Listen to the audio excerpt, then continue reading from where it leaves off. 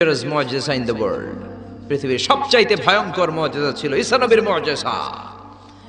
আল্লাহ বললেন ওয়া উবরিউল আকমাহা ওয়াল আবরাসা ওয়া উহয়িল মাউতা বিইযনিল্লাহ।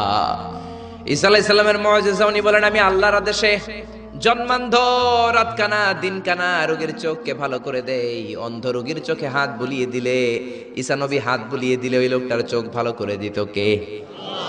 আবার চামড়ায় শ্বেত রোগী, ধবল রোগী, কুষ্ঠ রোগীর গায়ে হাত বুলিয়ে দিলে হাত ভালো করে দিত কে? আবার কবরের সামনে দাঁড়িয়ে, লাশের সামনে দাঁড়িয়ে সাইয়েদনা ঈসা নবী যদি বলতেন ইয়া আব্দাল্লাহ কুম বিইযনিল্লাহ, কবরের লাশ দাঁড়িয়ে যাও, মুহূর্তে লাশ দাঁড়িয়ে যেত, সুবহানাল্লাহ, মরা লাশ জীবিত হয়ে যেত। এটা ওনার মুজিজা। সাইয়েদনা ঈসা নবীর যদি কখনো হরিণের গোশত খাওয়ার ইচ্ছে হতো, কিসের গোশত খাইছেন? খাইছেন?